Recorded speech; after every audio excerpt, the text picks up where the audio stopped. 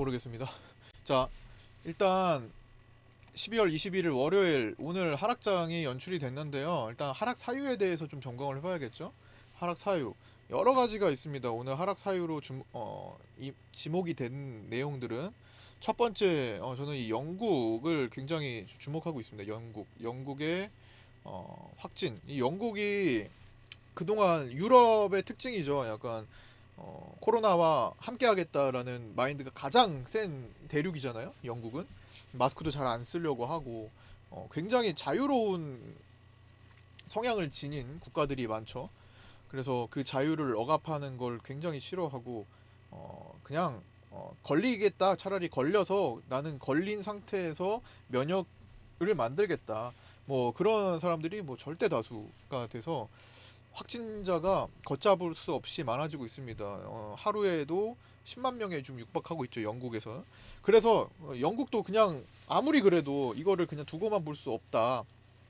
지난번에는 영국이 갑자기 깜짝 금리 인상을 해가지고, 원래는 시장이, 영국은 브렉시트로 빠져나간 이후에 어, 이번에 금리 인상이 예상이 되지 않았거든요. 근데 계속 지난번에는 인상할 거로 예상했다가 동결을 해버렸고, 이번에는 동결 예상했다가 어, 올려버렸는데, 영국이 자꾸만 시장의 어떤 예상치를 뒤집는 일들을 자꾸만 해요.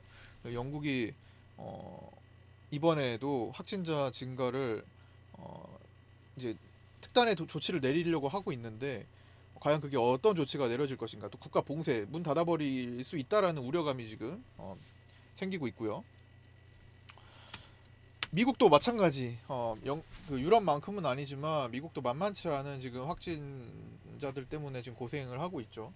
어, 그러면서 이제 내일 바이든 미국 대통령의 오미크론 관련, 확진자 관련 특단 조치를 내릴 수 있을지, 내릴런지 주목이 되는 이 연설을 하게 되는데, 옆에서 자꾸만 그 파우치 소장이 이 오미크론 위험하다, 막아야 그 봉쇄해야 된다, 뭐 이런 입장으로 지금 계속 얘기를 하는 바람에 불확실해진 거죠, 증시는. 다시 시계가 어두워지면서 오늘 외국계 투자자들이 마음껏 돈을 쓰지 못하게 되었고, 현금화를 좀 많이 한 상태입니다. 어, 바이든 연설이죠. 세 번째, 오늘 예정돼 있었던 중국, 여기 중국 인민은행의 LPR 금리인데, 이게 오전에 0.05% 인하를 했습니다. 이제 중국에서는 이 대출 우대금리인데, 이게 이제 기준금리의 역할을 하는 것으로 알려져 있어요. 그래서 기준금리가 이제 내렸다라는 거는, 음, 일단 글로벌 트렌드와 지금 반대로 가고 있는 것도 있죠. 반대로 가고 있기도 하고, 일단 중국 자체에서 자국의 경제에 대해서 지금 우려감을 조금 표현하고 있는 것, 자신감이 많이 줄어든 모습이라고 좀 보시면 돼요. 음, 이런 상황 속에서 역으로 가고 있다라는 거는, 그래서 일단 중국 증시도 좀 부담을 느끼는 거고, 아, 경기 둔화 우려가 얘기가 되고 있는 거죠. 그래서 오늘 하루 종일 중국 증시도 빠지고 있습니다. 하지만 뭐 이런 것들이 다 뭐 장기 재료는 아니고 뭐 단기 성향들의 재료고요. 네 번째는 뭐 수많은 외국계 펀드들이나, 또는 뭐 수많은 이제 금융사들, 운용사들, 그다음에 헤지 펀드들, 수많은 외국계 자산 운용하는 모든, 통틀어서 운용사들의 리밸런싱, 자산 포트 리밸런싱이 진행 중이라고 보시면 됩니다. 워낙 올해 변동성 자체가 이제 컸고, 또 미국은 그럼에도 불구하고 여러 가지 그냥 악재에도 불구하고 결국에는 거의 뭐 시장 최고점, 연중 최고점 수준에서 육박하고 있잖아요. 그러면서 오버페이스 됐던 종목들을 줄이고 저평가된 종목들을 사들이는 방식으로 자산, 그 돈의 이동이 이루어지고 있고요. 그 내부에서도 돈이 그렇게 흘러 이동하고 있고, 외적으로도 미국 증시를 팔아서 선진국 증시를 팔아서 신흥국 증시를 사는 계획을 하고 있기 때문에 이런 리밸런싱이 되는 중이라 대부분 시가총액이 높아진 거를 팔기 때문에 흐름 자체가 이제 타격이 있는 거죠. 그래서 그런 상태에서 사실 이거는 미국 증시의 조정 사유기는 합니다. 근데 우리나라도 마찬가지예요. 우리나라도 그 내부적으로 우리나라 기관들도 우리나라는 외국 기국 아니에요. 전체 전 세계 우리나라 포함 우리나라 기관들도 리밸런싱을 진행하고 있기 때문에 포트 조절을 하면서 생기는 어떤 출렁임까지도 나올 수 있겠다. 다섯 번째 뭐 수급적인 문제죠. 위클리 옵션, 그 다음에 월물 옵션, 선물, 현물 모두 개인들이 상방을 가리킨 하루였어요. 당연히 외국인들은 반대로 하방으로 만들면서 팔았겠죠. 예. 여기에서 수급 때문에 환율이 못 올라오죠. 환율 문제. 환율이 오늘 약 10원 정도 올라갔습니다. 전일 종가 대비해 가지고 환율이 10원 올라간 거 굉장히 크게 올라간 거예요. 환율이 올라가고 올라가면서 외국인들 매도세를 자극하고 외국인들이 또 매도를 하니까 환율이 또 올라가고 악순환이 계속된 경우입니다. 그래서 이 문제. 그 다음에 뭐 우리나라는 여기에 자체적으로 거리두기 때문에 연말에 보통 기업들이 판매가 많이 되는 시기잖아요. 어쨌든 경제 활성화가 좀 많이 되는 시기인데 연말 소비 위축, 연말 소비 위축 등 일단 경제 활동 위축 전체적으로 통틀어서 이렇게 될 수 있다라는 그런 내용도 뭐 굳이 짚자면 짚어볼 수 있는 것 같고요. 그다음에 미국에서 얘기 나온 거는 이제 사회 지출 법안 통과가 무산됐습니다. 일단 이거는 부양책이 막혔다라는 거죠. 네. 사유는 미국 부채가 너무 많다. 이제 부채 한도 협상 간신히 이뤄냈는데 너무 부채가 많아서 일단 이번 부양책은 조금 보류하자 뭐 이런 관점입니다. 네. 미국에서. 그래서 사실 증시는 부양책을 써주는 게 좋아요. 일단 지금 현재로서는 단기적으로. 근데 이게 단기 상승 재료지. 요게 통과가 무산됐다고 해서 증시가 나빠질 건 없습니다. 예, 단기적으로 밀어붙이는 그 부스터를 안 줬을 뿐이에요. 결국에는 또 자생해가지고 또 시간을 두면 오히려 이 내용들이 시장에는 좀 더 탄탄하게 만드는 재료가 되지 않을까. 어쨌든 부채가 급증하는 것도 위험 요소니까. 뭐 요런 사유들에 의해서 지금 오늘 하락이 진행됐고요. 그럼에도 불구하고 수님 뭐 추천 크게 감사합니다. 위협적이지 않은 이유 여러 가지가 있죠. 지금까지 시장을 상방으로 제가 계속 장기적 상방으로 만들어 가고 있는 그런 모습이라고 했던 내용 모두 다 포함해서 일단 최근에 이제 변화가 나타나는 것 중에 하나가 대차 잔고에 의미 있는 감소입니다. 9거래일 연속 감소했는데 굉장히 크게 감소해서 3월달 제가 3월이었나요? 9월이다.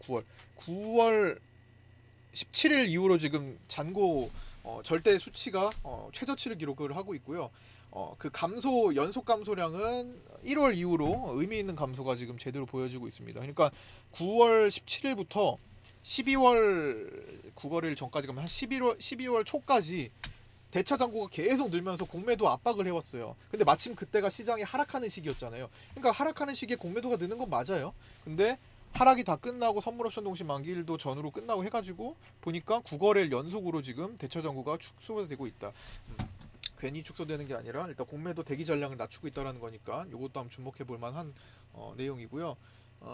그다음에 뭐 그럼에도 불구하고 외국인들은 선물을 오늘 최종적으로 조금 줄였어요. 1조 원까지 팔다가 6천억대까지 줄이면서 끝났습니다. 결국에는 3시 이후에 3천억대를 샀다라는 거죠. 예. 남들 다 불안하게 만들고 개인들 다 불안하게 만들고 자기들은 밑에서 또 3천억을 쓱 사면서 갑니다. 내일 오히려 강세장이 펼쳐질 수도 있는 조건이 되기도 하죠. 이어서 연속으로 물론 내일 또 불확실한 상황이 당연히 펼쳐지겠지만 오늘보다는 나을 가능성이 높고요. 이제 연설 앞두고 또 연설에서 또 그렇게 경제 봉쇄로 가지 않을 거다라는 또 의견이 돌 거예요. 아마 그렇게 될 가능성이 높습니다. 항상 뭐 늘 뻔하니까 이런 것들은. 그래서 오늘 나스닥 선물도 지금 빠지고 있는데 결국에는 장중에 다 덮어버릴 수도 있는 거죠. 아직 시간도 많이 남았고 그래서 결국에는 그럼에도 불구하고 외국인들은 선물을 매수해 놓은 게 절대 다수다. 4조 원 이상 사놓고 지금 롤오버까지 해놓고 오늘 6천억 뺐다고 해서 전체 대세를 거스르는 정도는 아니다라는 것도 일단 챙겨볼 만한 겁니다. 그리고 우리는 뭐 단순히 수급적인 요소 맨날 이제 매주 목요일마다 옵션 만기를 겪게 되는데 목요일 또 만기를 컨트롤 하겠죠. 예. 오늘 개인들은 또 상방 베팅 했으면 또 내일 하방 베팅 하고 왔다 갔다 할 겁니다. 화요일 하방 베팅, 수요일 상방 베팅, 목요일 하방 베팅 해주면서 딱 만들어지는 것도 괜찮을 것 같고요. 또 크리스마스를 앞두고 있기 때문에 크리스마스뿐만 아니라 또 연말 앞두고 있기 때문에 이것도 있다.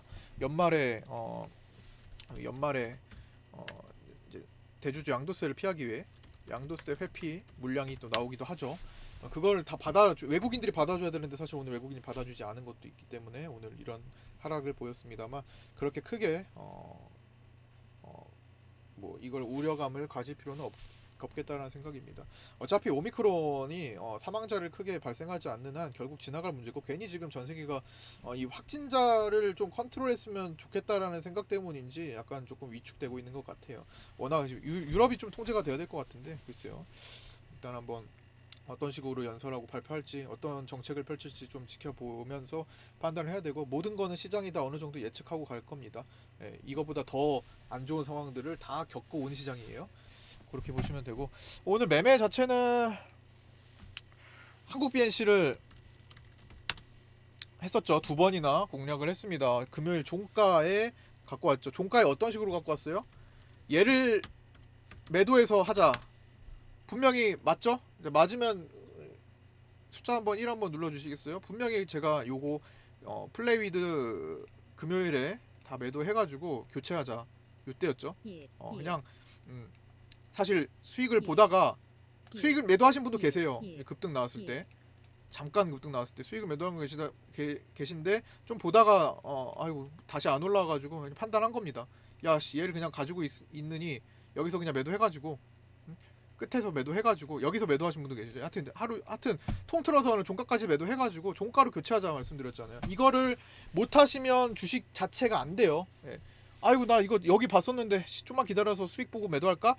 안 됩니다. 그냥 흐름에 맡기는 거예요. 상황이 얘보다 더 나은 선택을 할 수 있는 상황이라면 해주는 게 좋습니다. 그게 트레이딩이고 중장기 매매는 그런 걸 또 생략할 수 있겠지만 중장기 스윙 진짜 바닥에서부터 모아가는 그런 매매들 바닥에서 일정 구간 동안 분할해서 사는 그런 것들은 뭐 이렇게까지 디테일하게 안 해도 되겠지만 지금 하고 있는 거는 단기성 매매잖아요. 그래서 물량이 있고 그때 매도 물량도 충분히 있었거든요.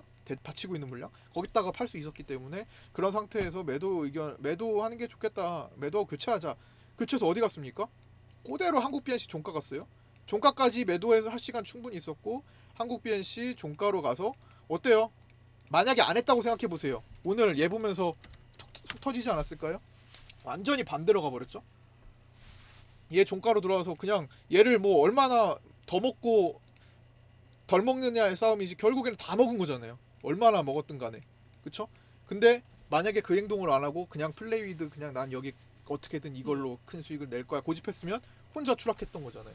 이 관점을 되게 잘 생각해 보셔야 됩니다. 이 굉장히 중요한 얘기예요. 트레이딩 하는 데 있어서 유연성, 개인 투자자의 가장 장점은 유연함입니다. 기관과 외국인들이 가지지 못한 그 유연함을 최대한 적극적으로 이용을 해주셔야 되고 그게 불필요한 경우라면 어쩔 수 없다라고 말씀드렸지만 이거는 굉장히 필요한 경우였어요. 예. 괜히 하는 매매는 없다라고 생각을 하시면 되겠고요. 어쨌든 제가 이렇게 말씀드리는 거를 받아들여서 하시고 다음번에도 적용을 하시는 거는 자유지만 안 했을 때와 했을 때를 비교를 꼭 생각을 해보셔야 됩니다. 꼭 반드시 그렇죠?